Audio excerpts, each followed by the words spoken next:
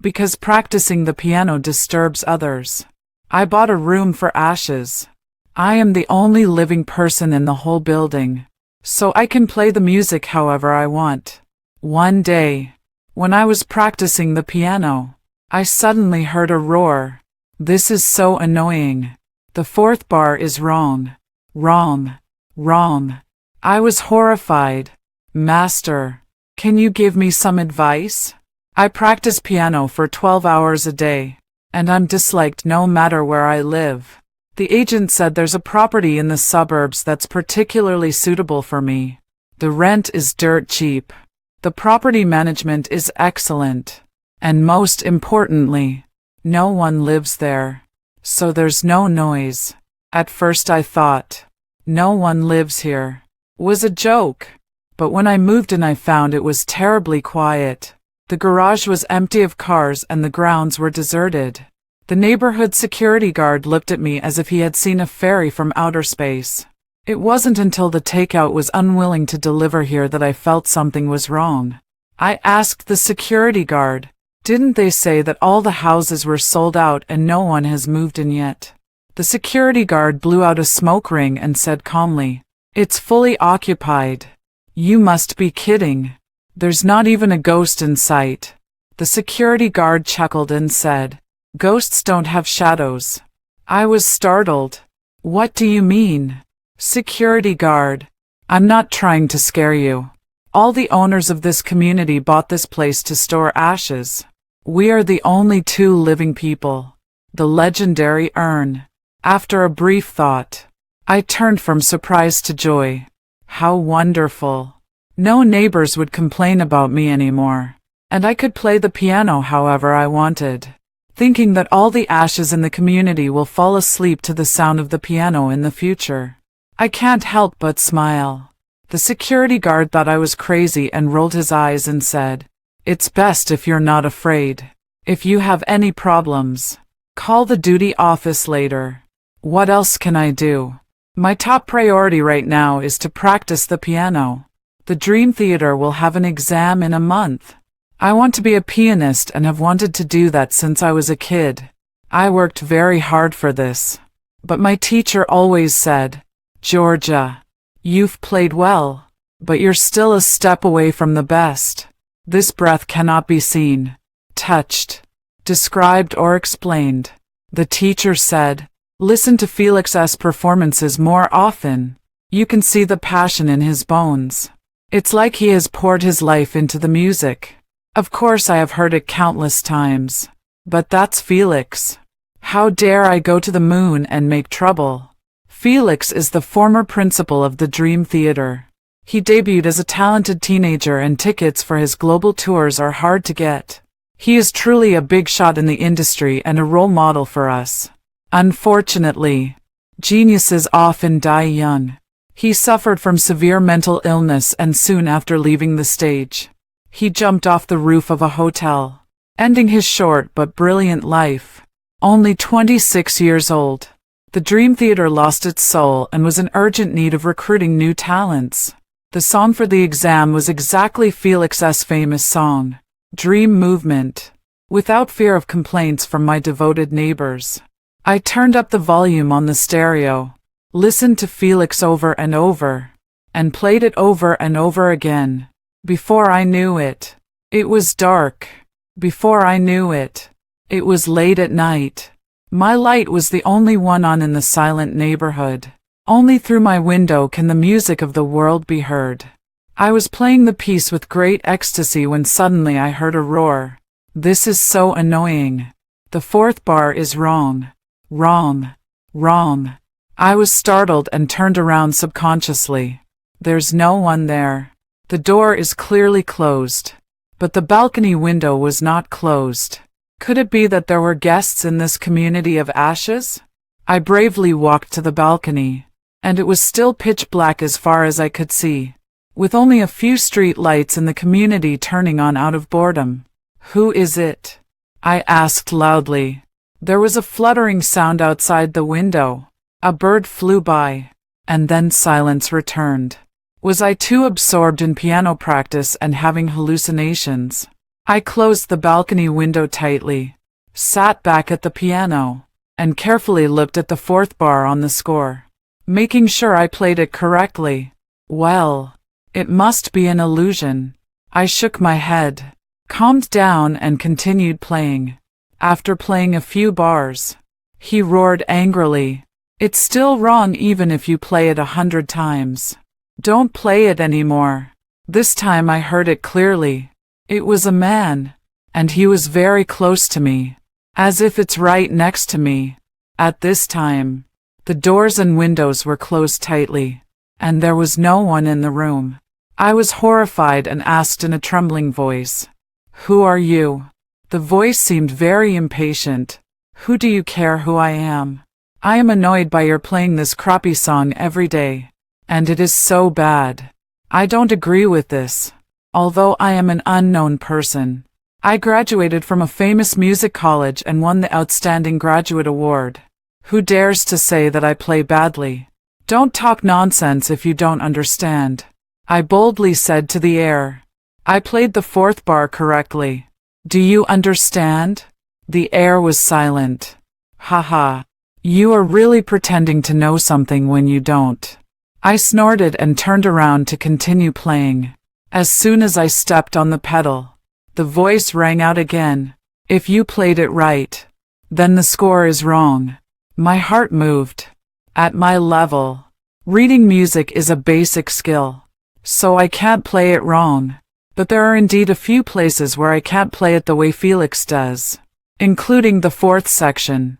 This is the score produced by Dream Theater. Just as he finished speaking, there was a ding sound and the piano started to play by itself. But I didn't play it at all. I didn't even put my hands on it. 2 more tentative sounds. This time I could see clearly that the keys were moving by themselves. There is an invisible hand playing. The hands tentatively began, then quickly gained confidence, and beautiful piano music rang out in the night. It is dream movement. My eyes cannot see him, but my ears can. At this moment, the piano seems to have hidden a huge energy, which is about to be released to the world through these hands. This is the best live performance I have ever heard in my life. It was so good that my heart was overwhelmed and I was speechless. The song ends, but the sound lingers. After a long time, a sigh was heard in the air, distant and full of regrets. I came to my senses and asked, "Did you play it?" My voice was very soft and gentle, fearing that a harsh tone might alarm this invisible visitor and ruin the beauty of this moment. Unexpectedly, the person who was sighing just now suddenly became angry again. "If it's not me, then it must be a ghost." As soon as the words came out, the air froze. After a moment, he suddenly said in frustration, "Okay, I am indeed a ghost. A ghost who can play the piano." I stretched my hand into the air, but obviously, I couldn't touch him. "Are you scared?" No, I haven't." "Oh, you're kidding me." He really doesn't think of himself as a ghost. Everyone is afraid of ghosts. I would have been afraid of ghosts before, but now, my heart and eyes are filled with the dream movement he played, which is full of waves and stirs people's hearts. "There is no time to be afraid. You play really well," I praised. "Master, can you give me some pointers?" "I mean it." His performance creates a beautiful dream, which makes the listeners intoxicated and unwilling to wake up. He is a ghost, but he also has a rare and strong vitality. "Why do you practice this song every day?" he asked. "I want to apply for the Dream Theater Company. This is the exam piece." "Heh," he snorted. His tone was full of disdain. "I'll play it again. If you still can't figure out your problem, I suggest you don't take the test. Go back to where you came from." After saying this, the piano music started again. I didn't have time to care about his rudeness. I immediately held my breath and concentrated to distinguish every note. I finally understood that the score was indeed wrong. His treatment was very different from the score, as if it was natural, and it had a very high artistic level. I have only experienced this kind of state with Felix. When the song was over, I couldn't help but applaud, but he interrupted me and said coldly, "Our hands should be used to play the piano, not to applaud others." He has a really bad temper and is a very grumpy person. "You play it once." His tone was imperative. I took a deep breath and imagined him playing. He was so infectious. He touched me effortlessly, and a new dream movement flowed out from my fingertips. I have never played so well. My fingertips felt tingling and my heart was beating so fast. This dream cut through the night sky and enveloped me. After the last note was collected, the room fell into silence. No applause. I wouldn't be able to hear him even if he clapped. No, he wouldn't clap because he said his hands were for playing the piano, not for clapping for others. I boldly asked, "Are you Felix?" Still silent. "Hey, great God, are you leaving?" He seemed to have really left and didn't respond to me at all. I rubbed my fingertips gently and felt like I was dreaming. The next day in class, the teacher was surprised and said that I had suddenly gotten it, and if I could continue to improve, my chances of getting into my dream theater troupe would be much greater. I spent most of the night thinking about it and was almost certain that the grumpy guy was Felix. There are many videos of Felix's performances online, and they are exactly the same as those of the grumpy ghost. However, he is extremely mysterious outside the stage, rarely facing the public, and the few times he speaks, it is only very soft and it is difficult to distinguish his voice. But the music is there, and the sound of the piano will not lie. And since Felix is indeed no longer alive, it is possible that he just happens to be my neighbor of ashes. When I was going home, the security guard was dozing off, so I woke him up and asked him the last name of the owner of room 502. He yawned and flipped through the roster. Leopold. I jumped up excitedly. Ah, his last name is really Leopold. The security guard stared at me suspiciously and muttered, "Are you sick? If you are sick, you are sick." I, an ordinary Georgia, unexpectedly received personal instruction from the piano genius Felix, and it happened half a year after Felix's death. What a magical fate. There are two households on one floor. I live in 501 and Felix lives in 502. I am so lucky that I never dared to think about it. When I got home, I walked to the door of room 502 and knocked gently. "Felix." "Thank you." No response. I suddenly remembered that it was broad daylight and it was probably not yet time for him to appear. So I took out a note from my bag and wrote the 3 words, "Thank you." After thinking for a while, he boldly added, "Can we meet again tonight? Then push it under the door." I practiced the piano with extra passion that night. I was full of motivation when I thought of Felix listening to my piano not far away. With every tune I played, I called out to him, "Hi, are you here? Have I made any progress? Felix. I know you are Felix. Please show up. Grumpy. Are you there or not?" I listened to the movements in the air and only regretted that I didn't have a pair of eyes that could see through the yin and yang. Forget it. If you don't want to come, then don't come. After all, he was Felix, and geniuses always have airs. I fell asleep unwillingly, and he never came into my dream. The next morning, I was awakened by the singing of birds outside the window. The sunlight shone obliquely into the balcony and entered the house shallowly. The whole body was filled with warmth, and there was no trace of the desolation of the urn. I hid in the bed and put on cartoon pajamas, then got up and saw a note on the piano lid. It's the one I stuffed under the door of room 502 yesterday. "Thank you. Can we see each other tonight?" I read the words on the note and chuckled. at myself. It seems that he came after I fell asleep. Except he gave the note back to me. Is this a rejection? Disappointment welled up in my heart, and I threw the note into the trash can. If we don't want to see each other, then we don't want to see each other. What's the big deal? I'll let you die of loneliness here.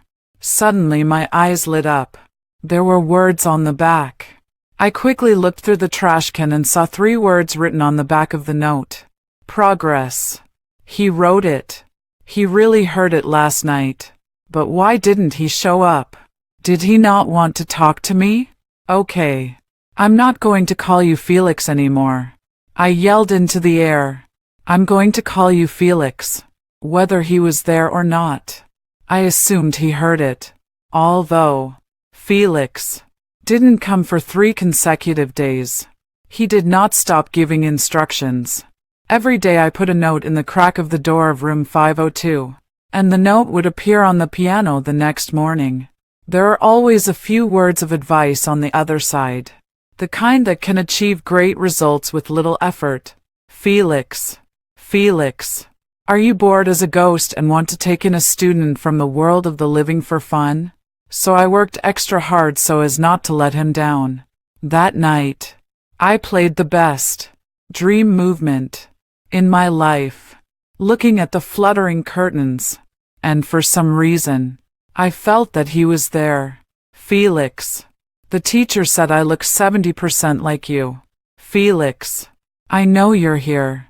Why are you ignoring me? Do you want me to burn some paper money for you?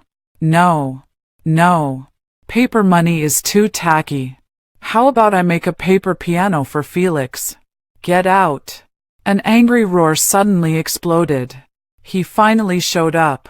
He didn't come earlier or later, but just when I wanted to make a paper piano for him, he appeared, and still so irritable. Felix. Who are you? Felix. He interrupted me, his tone filled with the sinister resentment that only ghosts can have. My brain was a little off at this point, and I thought he didn't want to take me in as his apprentice. So I asked uncertainly, then, calling him by his name isn't very respectful. You think calling me a hothead is respectful? Well, it was heard. I said, you haven't shown up yet. I'm so anxious. I just want to call you over. You have to call me to come. I really hate rhetorical questions. They feel too oppressive. But when I thought that this was Felix, the god worshipped in the piano world, I couldn't help but back off. I wanted to thank you in person, but since you didn't show up, I can only burn you or prick you. If you have your mind distracted, you will never achieve anything. He sneered. He added, don't worry about who I am, and don't thank me. Practice hard. Achieve your dreams. Let the whole world listen to your music and touch your soul. Then you will be a qualified musician. Although his tone was cold, I could actually hear a hint of sincerity compared to his previous temper. Underneath his temper was his concern for me. So he is not only a god in the piano world, but also a god who is willing to give me guidance and who has a hard mouth but a soft heart. I felt happy. Got it. Thank you. The most amazing you. I finally found the right expression. This time he didn't ask again. He snorted and said disdainfully, what do you mean by 70% like Felix? What kind of teacher did you find? Your vision is too narrow. But I'm going to apply for the Dream Theater, and everyone is expecting a new Felix to appear. Heh, he said disdainfully. Why do you want to be another Felix? You are you. You should play your own music. Here, try strengthening your left hand, he said. The music score flipped through and stopped at a certain page. The keys danced and he began to demonstrate to me. I quickly took out my cell phone and secretly pressed the record button.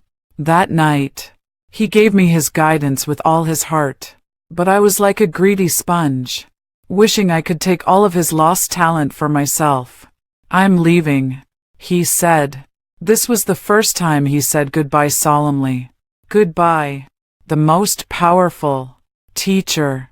I waved at the air, feeling that he was there. Just when I thought there would be no more response, his voice came from afar. Still call me Grumpy. I approve. The remaining sound disappeared outside the door. He ran to 502. I was reluctant to close the door, and I did not do it until all the sensor lights in the corridor went out and the whole world was so quiet that the only sound I could hear was my own breathing. I declare that grumpy ghosts are the cutest kind of ghosts. Before going to sleep, I put on my headphones and played back the recordings on my phone. This is a unique recording in the entire world, from a life that has long passed away. It is so brilliant, so precious, and I alone own it. But I found that his performance was a little different from the Felix the First had heard before. When he was alive, Felix's dream movement was magnificent and passionate. But now Felix's dream is magnificent but also full of anger, and has an inexplicable power, eager to break through the siege and grasp the light. Perhaps it was the 6 months of ghost life that changed his state of mind.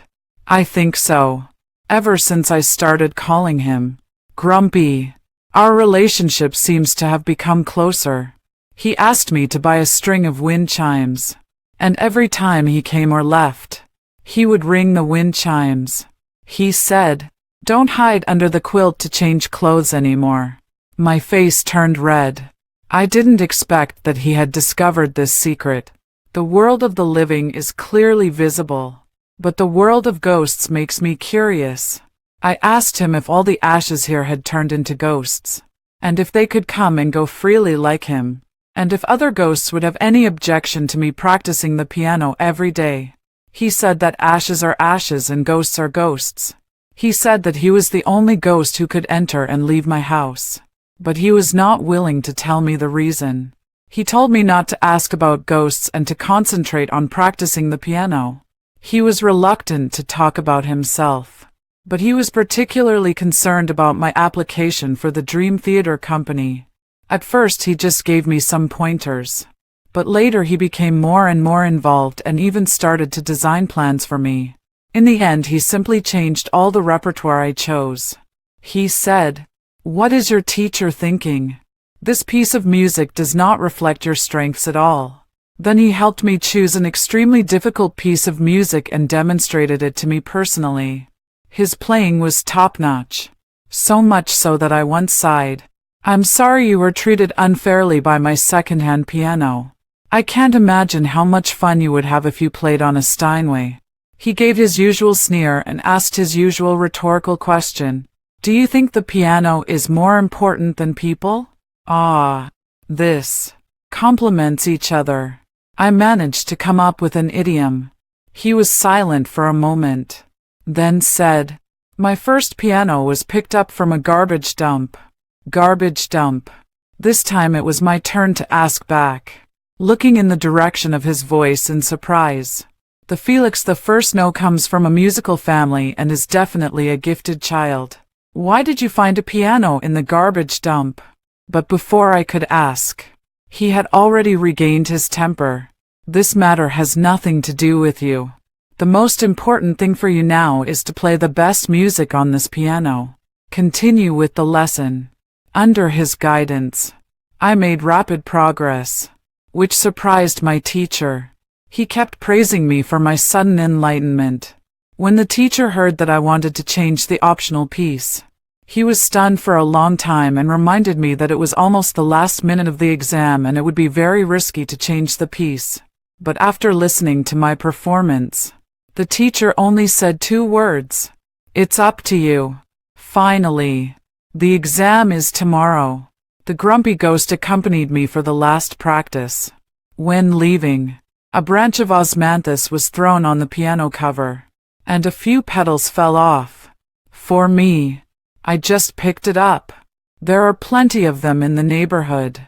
No matter how many branches there are in the community, you picked only this one. It's obvious that you want me to win the first prize. He didn't respond. Can you focus on the exam?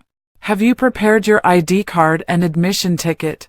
Don't you want to go to bed early the night before the exam? Another series of rhetorical questions. Behind the feeling of oppression is deep concern. The last time someone nagged me like this was my dad. Suddenly my nose felt sore. My father was working in my hometown to earn money for me to learn piano. And he didn't know yet that I was going to apply to join the Dream Theater. I was afraid that he would be disappointed. So I planned to tell him after I passed the exam. A tear fell uncontrollably. I was about to wipe it away when I suddenly felt a chill on my cheek, as if an ice-cold hand was wiping my tears. This was the first time I felt him. I immediately covered it with my palm, but it only covered my cheek. The coldness disappeared. "Cranky, can I see you?" I whispered. The sound of wind chimes rang out unexpectedly, and he was about to leave without saying goodbye again. "Grumpy." I chased to the door, only to find a young girl in the corridor looking at me in surprise. She was sophisticated and chic, with French waves and stiletto heels. I immediately retreated back into the room and looked through the peephole curiously.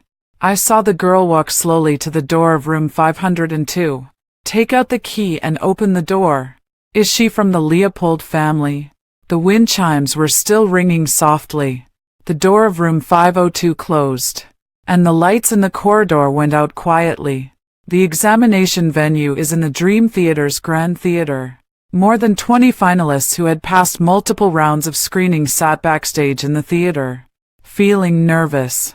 Everyone was dressed in appropriate formal attire, looking bright and beautiful, except for me, who was wearing a white shirt and a navy blue skirt, looking as plain as a student. I can't afford a dress. But when I touched the osmanthus branch in my bag, I thought, I don't have a dress. And you don't have Felix's blessing. You will stand taller and have confidence. Finally, it was my turn to take the exam. I pushed open the door leading to the stage and a dazzling light came in. Scorching and oppressive. In the center of the light is a Steinway grand piano. Felix played it before. The staff at the door indicated that they needed to check my ID card and admission ticket. I nodded and reached into my bag. But I found nothing. I clearly remembered to put it in this pocket. Cranky reminded me to bring my ID, and I checked it again this morning. I couldn't help but break out in a cold sweat. I opened the bottom of my bag and some bits and pieces fell out. Osmanthus flowers also fell to the ground. But there is no certificate. I lost my ID.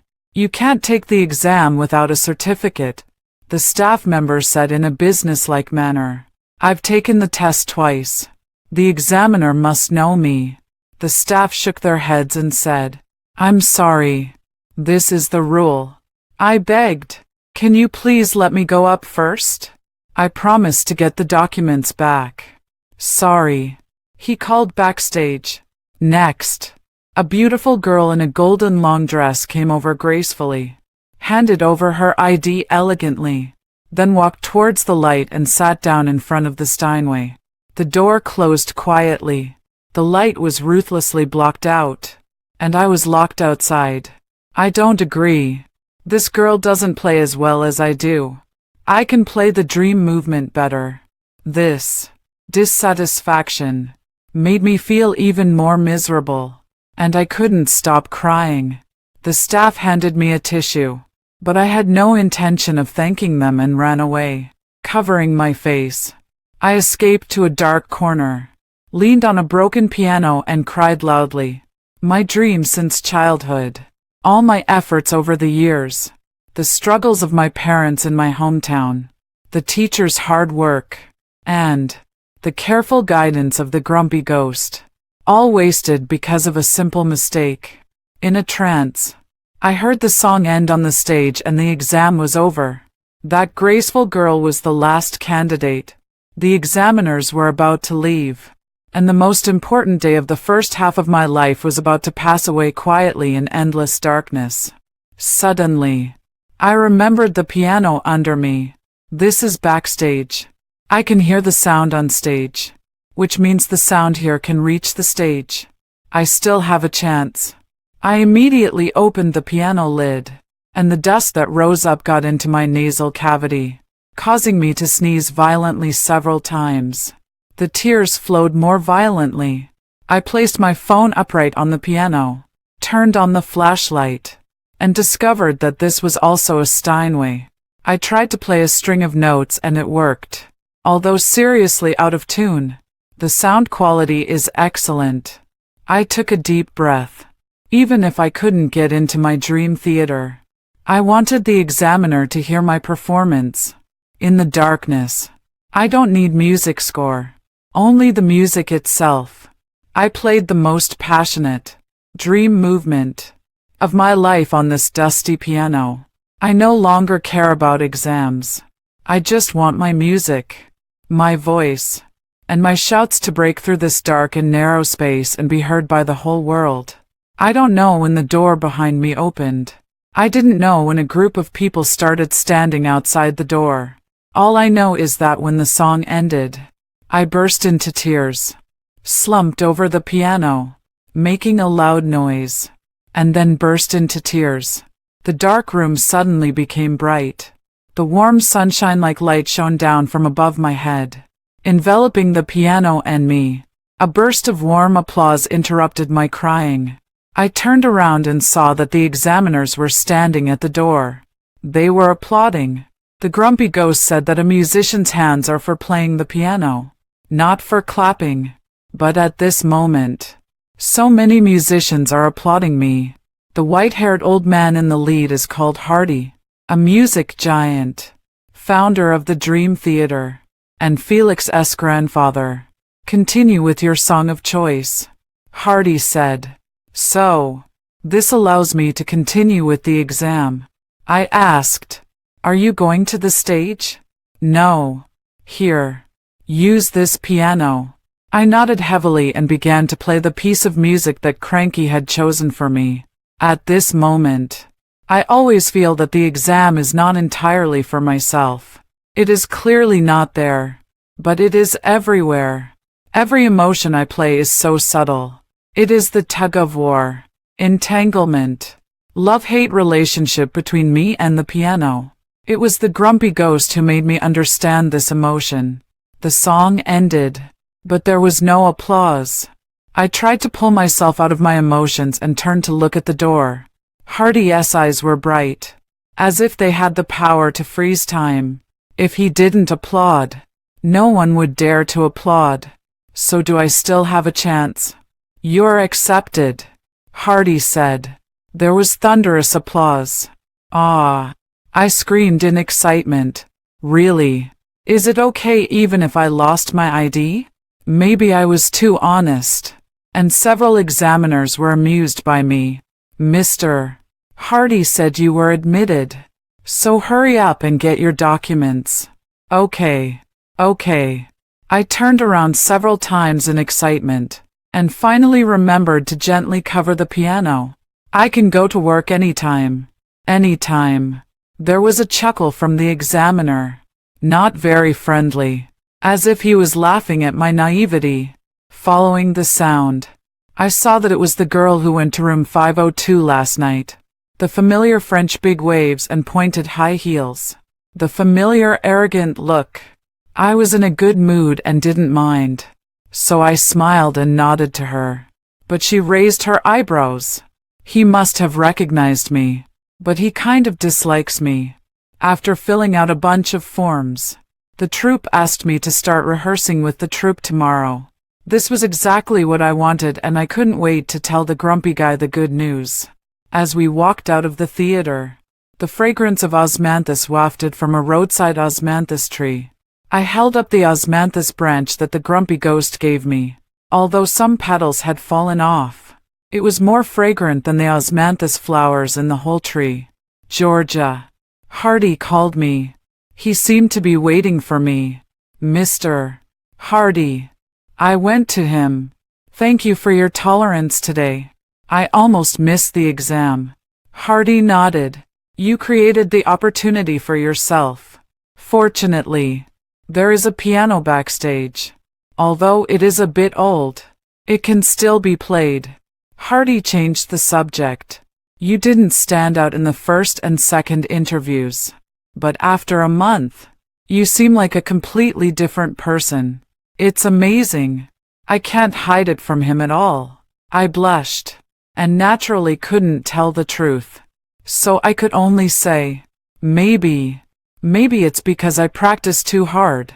Hardy obviously didn't believe it, and instead asked, "Who is your teacher?" "Sam." "I know Sam, but his style is not like his." My heart was moved, and I asked, "Who does Mr. Hardy think I look like?" Hardy looked at me for a long time and said quietly, "An old friend." I know why I was admitted. Because of the grumpy ghost. The grumpy one was Felix. And I, Felix's disciple on Earth, reminded Hardy of his own grandson. Of course I didn't reveal this, for fear of scaring the respected old man. Unexpectedly, Hardy was not scared by me, but the security guard was. The moment I appeared at the gate of the community, the security guard looked at me in astonishment with his mouth wide open. You're not home." I went out early in the morning. Then, the security guard pointed at my house, his voice trembling. Who is playing the piano?" The sound of piano came from my window. It was dream movement. Who else could it be but a grumpy ghost? Seeing the security guard's pale face, I dared not scare him again. If I scared him away, I would be the only living person in this community.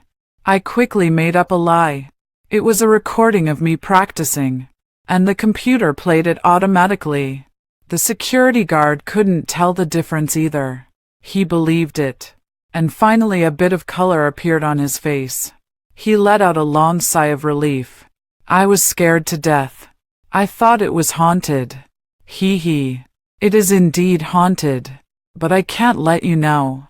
I rushed home excitedly, opened the door and shouted, "Grumpy!" I passed the exam. The piano music stopped abruptly, but I saw the admission ticket and ID card on the table at a glance. "Hey, why are you here?"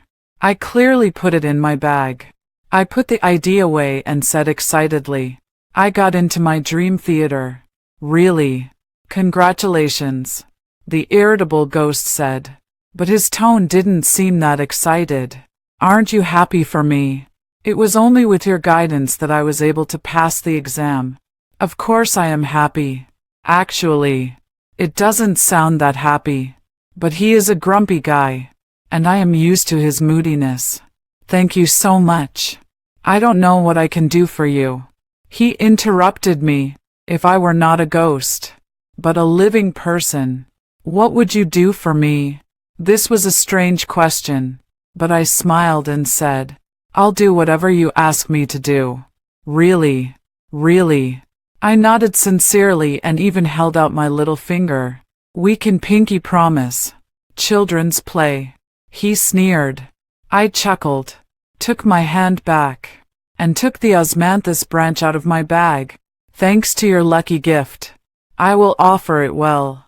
I found a mineral water bottle, put osmanthus flowers in it, placed it on the piano, and the whole room was filled with fragrance. "How did you pass the exam without any ID?" he asked. It was a close call. They wouldn't let me into the exam room. Luckily, there was an old piano backstage. I didn't care. I just played on that old piano. I thought, even if I don't pass the exam, I want them to hear my music. The grumpy ghost's breathing suddenly became rapid. "That piano. Is it okay?" His voice was trembling a little. This was the first time he did this. "Some of the notes are off, but otherwise it's fine. You said that a true master wouldn't be restrained by weapons." He murmured in a low voice, "My words are so important." "Well, you're Felix, so you can stop talking," he suddenly shouted. I was startled, not knowing what had offended his dragon scales again. Just as I was about to ask, I heard the sound of wind chimes. He was gone. I chased after him. Grumpy, why did you run away? Did I say something wrong to make you angry? He didn't respond to me. He is like this. Every time he gets angry, he retreats into his own urn without saying a word. Maybe even retracted the urn.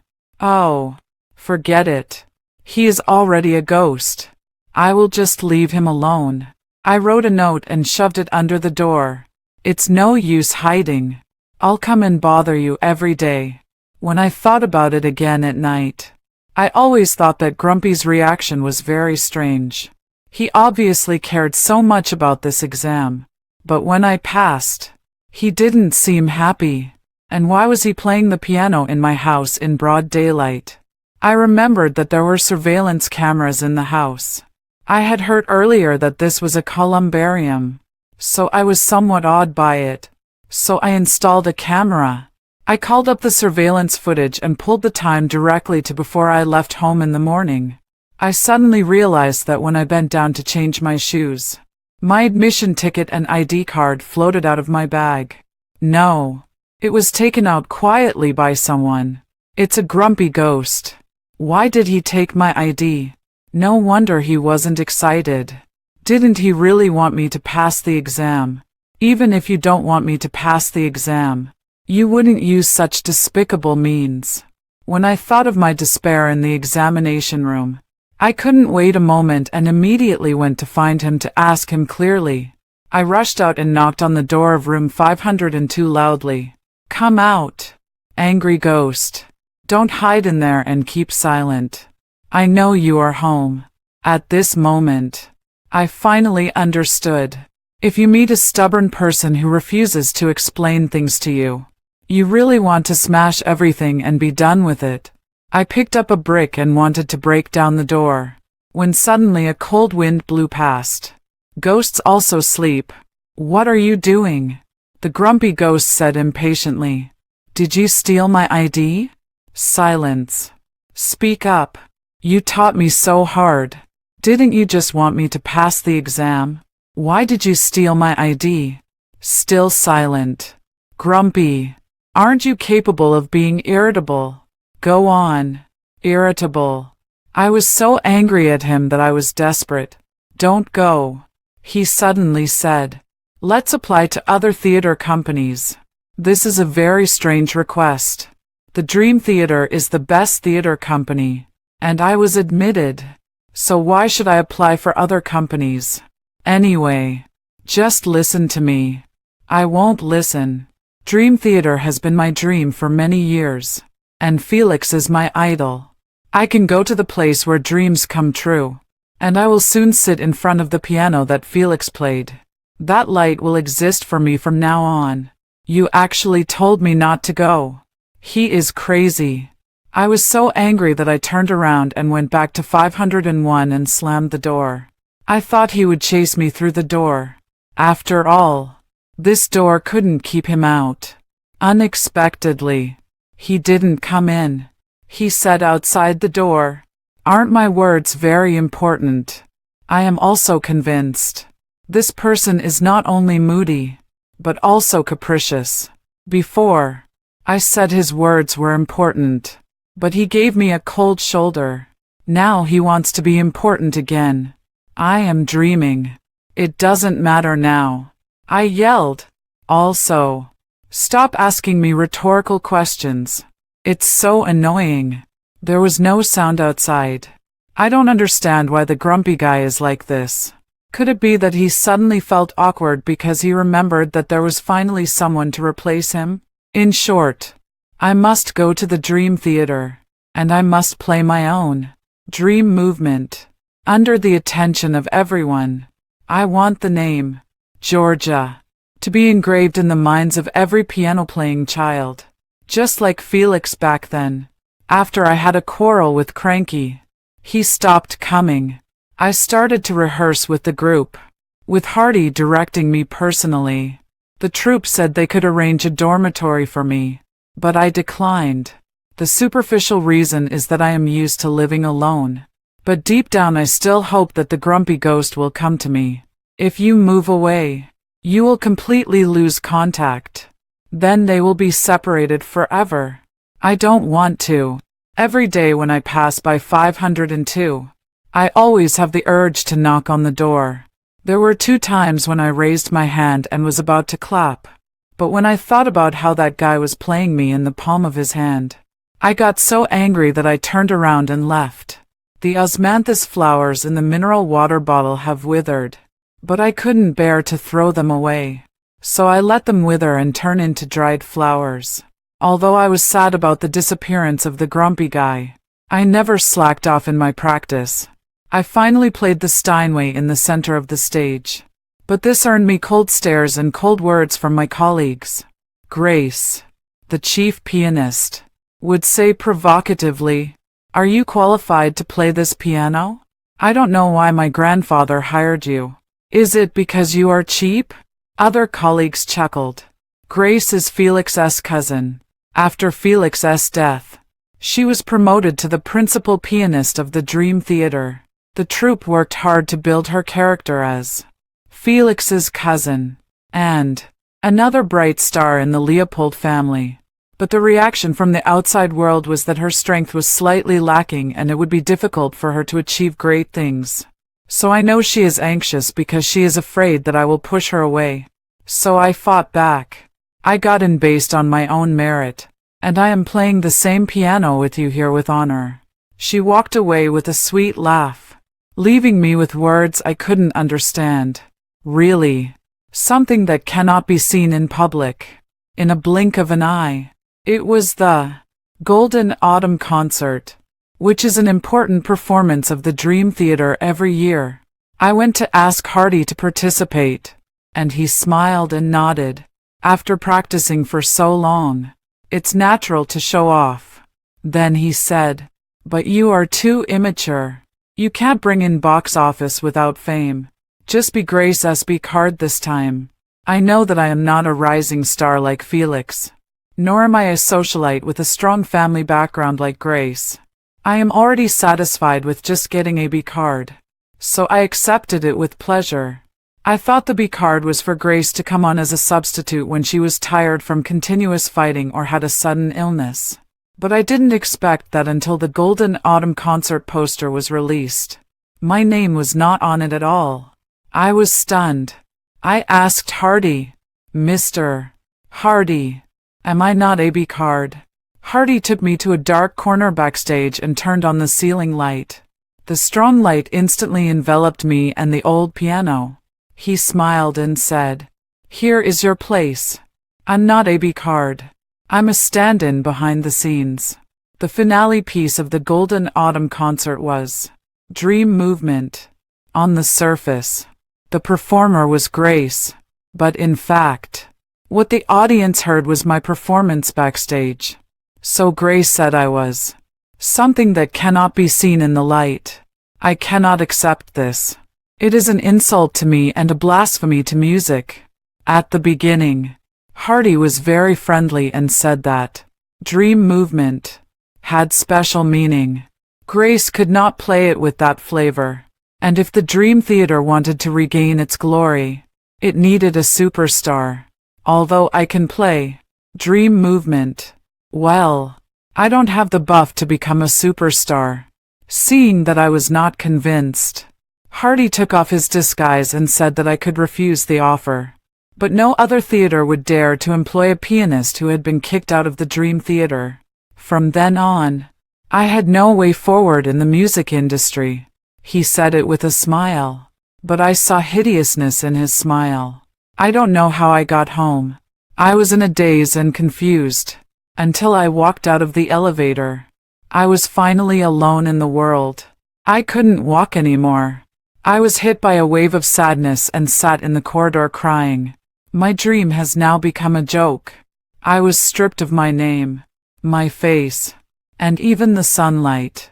From now on, I will become a mole in the dark, living a humble life in the darkness. Tears blurred my eyes, distorting the 502 in front of me. 502. I was shocked. Could it be that the grumpy ghost knew about it?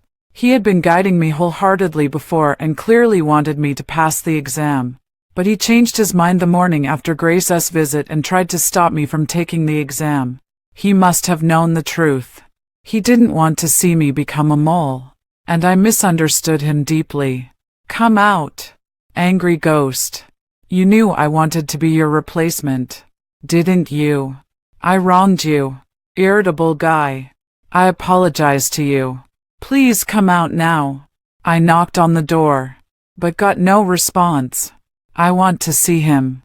Immediately. Right now. Even if he doesn't respond to me, I will at least kowtow to his spirit. That is also my gratitude and regret. If I don't have the key, I'll just use my flesh and blood to ram it. With a bang.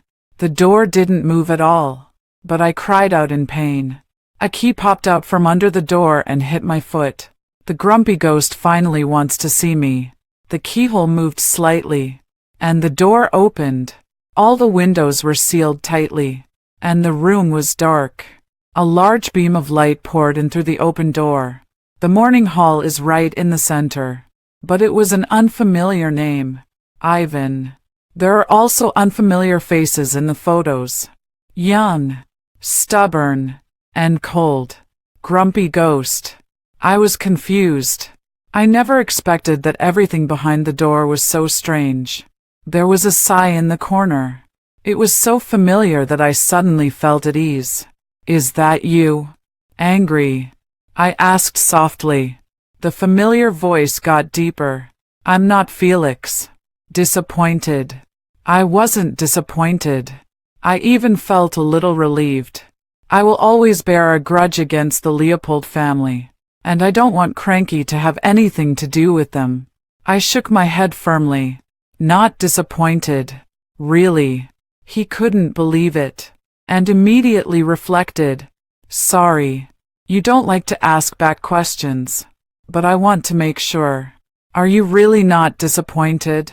Who would care about his rhetorical question? I took a deep breath. I'm a little surprised, but not disappointed at all.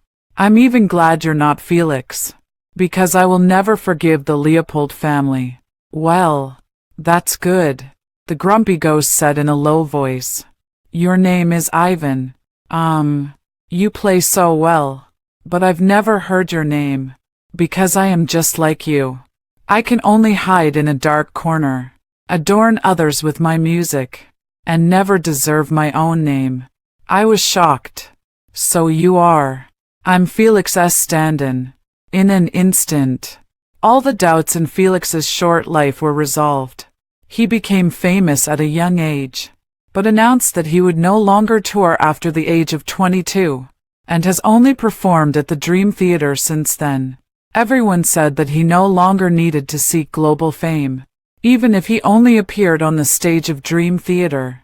Music fans from all over the world would come to worship him, and after he became a permanent resident of Dream Theater, his skills have indeed become more and more sophisticated.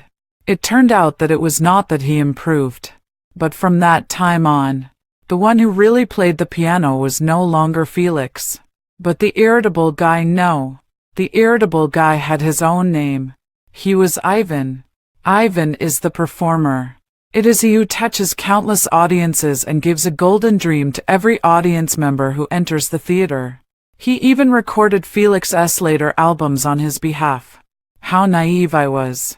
I had already noticed a big difference between Felix's early and later music, but I thought it was a transformation. You can't blame me. Everyone was kept in the dark. Right. Did that old bastard Hardy force you to do that? I was outraged. Even more outraged than if I had been a stand-in. Ivan said slowly. Felix and I. It's a long story. Hearing this, I turned around and gently closed the door, and the room fell into darkness again, as if it was the background color of this past event. It turns out that Ivan is Felix's adopted son. When he was young, his family was poor. He picked up a toy piano in the garbage dump. He took it home as if it were a treasure and actually played Jingle Bells. on the small toy piano. Because of his extraordinary talent, his parents did their best to support him in piano studies, and his teacher was even willing to teach him for free. When he was 12 years old, he and Felix participated in the same competition. He came first and Felix came second. This was the only time in Felix's short life that he did not win a championship. Not long after, a car accident destroyed the Lin family. Lin's father passed away and Lin's mother fell into a coma. Ivan had to shoulder the responsibility of the family at a young age and was about to give up his music career. At this time, Hardy took the initiative to lend a helping hand, arranged for Lin's mother to go to the best nursing home, and took Ivan to Felix's home to teach him carefully and live together. Ivan is 3 years younger than Felix. The two have very different personalities, but similar temperaments. They compete and surpass each other, and appreciate each other. But gradually, Ivan discovered that the Leopold family had a secret. The first time he noticed something was wrong was when Felix knocked over the cup while drinking water. He saw with his own eyes that Felix's hands were shaking, but Felix himself was completely unaware. Later, he overheard a conversation between Hardy and the doctor in the study, and learned that Felix had a genetic disease. As he got older, the tremors would become more frequent and his muscles would lose strength. In other words, Felix would probably not be able to play the piano after he turned 20. By the time Felix was 22, he could no longer sustain long hours of practice and even made a rare mistake during a tour. It caused a lot of uproar for a while. Ivan thought that the Leopold family was going to announce Felix's illness, but Hardy told him that there was a piano backstage at the Dream Theater that was prepared for him. From then on, Ivan was Felix's stand-in. He also said that if Ivan was unwilling, he would cut off Lin's mother's medical expenses. Ivan finally understood why Hardy treated him like his own grandson and gave him all his guidance over the years, but never allowed him to compete or perform in public. Because Hardy has been waiting for this day. From the moment Hardy visited the Lin family, he was planning this farce of deceiving the world and stealing fame, thinking of his mother lying in a nursing home and enjoying top-notch treatment. Ivan agreed despite the humiliation. Felix resisted fiercely, but Ivan had to put on a smile and comfort him, saying that he did it voluntarily and that the outside world must not know that there was a problem with Felix's genes.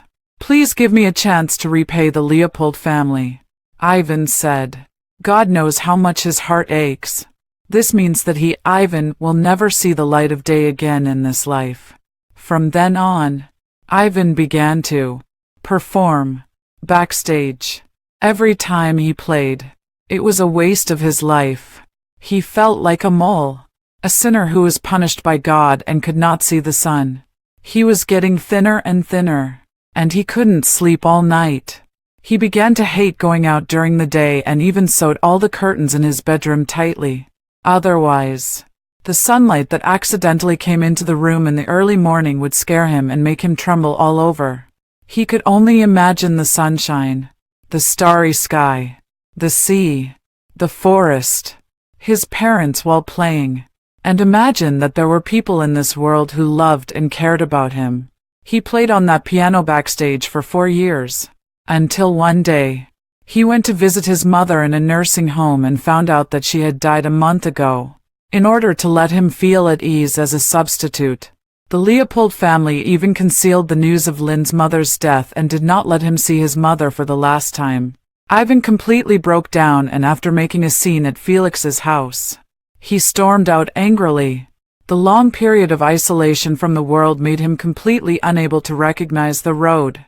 The dazzling sunlight made him completely dizzy. He was like a bird without wings, falling to the world and losing his direction in the rolling traffic. With a sharp brake sound, Ivan ended his nameless life. At this point, Ivan started crying. This irritable, moody and occasionally shy man cried like a helpless child. "Ivan." I opened my arms and made a hug gesture. Then, I actually felt someone snuggling up to me. A slight chill entered my embrace. but warm water dripped onto my shoulders. Ghosts are cool, but the ghost's tears are actually hot. I said, I'd do anything for Cranky, even if I am banned from the music industry in the future. After wiping away my tears, I returned to the troupe the next day as if nothing had happened, and told Hardy that I was willing to be his stand-in for more money. Then I mentioned an astronomical figure. Hardy was shocked by me and said I was crazy. I said, buy out my lifetime. It's not a loss. Otherwise, I will fight to the death, make a big fuss, and see who will be more embarrassed. At worst, I will stop playing the piano and go back to my hometown to open a milk tea shop. Maybe it was my crazy and risk-taking look that impressed Hardy. He hesitated for a moment and actually agreed. The Leopold family must be rich to agree to this. Money spent unscrupulously. The Golden Autumn concert was held for 3 consecutive days and every show was sold out. I was in the backstage where Ivan had been hiding for 4 years, and I used the tune Steinway to win a full house of applause for Grace. At the end of the show, Hardy invited the industry, including the most demanding music critics. He made sure I was submissive and unbridled. As expected, music critics praised Grace's performance, especially the last song, Dream Movement, which broke through the bottleneck of Grace's previous performances and had the charm of Felix back then. For a period of time afterwards, Grace was constantly interviewed, appeared in magazines, on variety shows, and even went to the front row of Paris fashion shows. He is clearly a new top star. Her attitude towards me changed from disdain to hostility. Once she stared at me for a long time and asked, "Why do you still live there?" "Cheap," I answered indifferently. "My grandfather gave you a lot. Enough for you to buy a big house in the city. I like hanging out with ghosts." Psycho. Grace looked at her like she was looking at a patient, just like the way the security guard looked at me for the first time. They don't understand. I really like the company of a ghost named Ivan. After learning about Ivan's background, I decided not to mind his temper. But the amazing thing is that he is not so angry anymore. According to him, he didn't know how to get along with others before, but now he is longing for sunshine in his heart. I don't know whether this is a good thing or a bad thing for ghosts. Although I still couldn't see him, we got along more naturally and harmoniously than before. I bought him a mobile phone. Occasionally I would receive a message from him. "What are you doing?" My heart will soften instantly. There is only him in this world, and I am the only one in the contact list. I told him a lot about the outside world. Let him live in my space. Watch TV series with me. Listen to my gossip. And practice piano with me. Even walked with me in the night. The security guard was very impressed with my courage and said, "You are wandering around alone in the middle of the night. Little girl, you are not afraid of ghosts." I laughed. People are scarier than ghosts. I also pestered Ivan to talk about some things in the ghost world, but he was a little embarrassed and said that he had never actually come into contact with other ghosts. My piano music awakened him, and only then could he come and go freely. Before this, he had no consciousness. I said, "Then you are not a ghost. You are still halfway to the ghost world, and now you are an invisible person." He thought about it and said that this understanding is also fine. I also heard a lot about the Leopold family, including Grace, who bought a columbarium for him. Grace often goes to 502, and after waking up, Ivan understands Grace's curses. From Grace, he learned that Felix committed suicide. Felix was already weak, and the loss of control over his body made his depression worse. Ivan's death tormented him day and night, and finally one day, he wrote a suicide note and jumped off the roof. So Grace goes crazy every time she comes to 502. She scolded Ivan. "Who allowed you to die? You are a ghost of the Leopold family in life, and you will be a ghost of the Leopold family in death. She also scolded Ivan. All of this is caused by you. Felix could have chosen the right time to retire and announced his retirement from the stage due to illness. Now the whole world is watching the Leopold family's joke. Are you satisfied? Ivan remained silent, as he didn't want others to know of his presence. There was only one time when I almost couldn't hold it back. It was the night before my exam. Grace came to 502 again and started to scold him irrationally, saying that poor people should accept their fate and that he was destined to be a substitute. Do you think that if you die, the Leopold family will not be able to find a substitute? Don't worry. There are many poor people in this world. My grandfather also found a replacement for me, and she lives across from you. God's will. One on the left and one on the right. You are destined to be substitutes. Ivan was shocked and rushed out, and a gust of wind frightened Grace so much that she screamed. The scream made Ivan sober up immediately, and he clenched his fists, but finally held back. It made me want to laugh. This is so Grace. She can be so sarcastic even about a photo. Ivan said, "Why did you agree to be her replacement? She doesn't deserve it. I want money. Then leave when you've made enough money." I shook my head. I want justice more. I make money just to get justice. I want both Ivan's justice and Georgia's justice. Ivan, I want to release a piano album for you. It costs money to produce and promote it. Ivan was a little dazed. I could even feel a chill passing over him. He was shaking his body restlessly. I'll make the arrangements. Just concentrate on practicing the piano. Okay. He responded with trust. In the past, he was the one who had the final say on the road of music. But now in this world, I want to be his support. I started to make arrangements in full swing, selecting songs, booking a reservation with a top recording studio using Ivan's name, and opening an account on a music platform. On the day of recording, I pretended that I was used to playing the piano in a closed space and drew the curtains tightly. I sat side by side with Ivan, and when he played the most moving parts, I burst into tears. I knew this album was a success. This is a return to this world by a person who has already passed away. Absolutely brilliant. Ivan is not completely ignorant of the ways of the world. He said, "Georgia, I am already a dead man. Don't give too much to me. You have to leave yourself a way out." I was determined. If the plan is successfully implemented, I will find a way out. What if it doesn't work? I smiled confidently and said, "Then there is Plan B. I can't fail."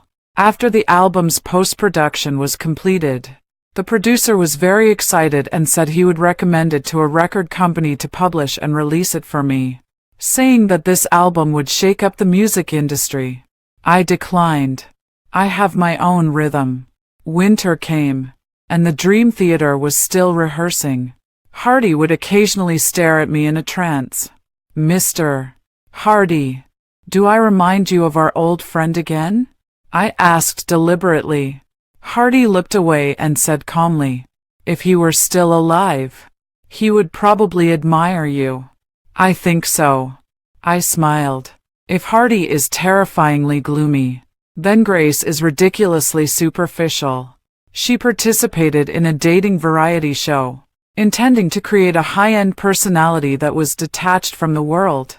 But it failed miserably. Times have changed and audiences don't buy that anymore. Some even suggested that her performance on the show was unworthy of her reputation as the Queen of Piano. Grace urgently needs to clear her name, so she comes up with an idea. Let her lover pretend to secretly come to the New Year's concert to create a romantic surprise. The program team thought the script was very good. The opportunity I've been waiting for has finally come. On the eve of the New Year's concert, I uploaded the recorded album to the music platform, with the account name, Ivan. At this moment, Ivan was submerged in the ocean and no one paid attention to him. But he'll explode. And soon. Dream Theater's New Year's concert plus popular variety show are definitely hard to get tickets for. I was backstage, peering into the theater through the one-way glass. The program crew had already set up multiple cameras and the crew was ready. The music industry leaders were all beaming as they walked into the venue one after another and took their positions under the spotlight. Even Grace's love interest in the variety show, a young movie star, took his seat in style. That's great. It's the scene I've always dreamed of. The concert started with a very warm atmosphere. Grace was the last to appear and played 2 songs to welcome the new year. The whole theater was mobilized and entered the New Year carnival. At this time the highlight came. The camera of the dating variety show was set up high, and they wanted to focus on shooting the finale song, Dream Melody. Grace changed into another haute couture dress and walked slowly to the piano. It's my turn. After 3 months of being a stand-in, I was already very familiar with the piano. When Grace raised her hand, I pressed the piano keys in sync with her. The whole theater was actually filled with the sound of my piano. But this time it should be a little different. The first movement had just ended and the music was about to turn from the spring when all things grow to the melodious childhood memories. When suddenly, I twisted my wrist and directly changed the song. From my angle I could see the stage. I saw Grace was caught off guard and was stunned for a second. Although she followed immediately, I knew that the sharp-eyed guys in the front row would notice something unusual. Just when Grace was about to catch up with my song, I suddenly changed it. Grace followed again in a panic, and there was already an uproar in the theater. The audience also noticed it at this time. The big guys may be cunning, but the audience doesn't care about that. They whispered to each other, sensing that an accident was about to happen, and raised their phones to take pictures. I felt so happy in my heart. I knew Grace must be cursing in her heart. And Hardy must be so angry that he wanted to vomit blood. Hardy, please bear with it for a moment. I want you to vomit in front of me. I heard footsteps outside the door, and the staff who knew the situation came to stop me from making trouble. I stopped playing, picked up the emergency hammer I had prepared long ago, rushed to the glass, and smashed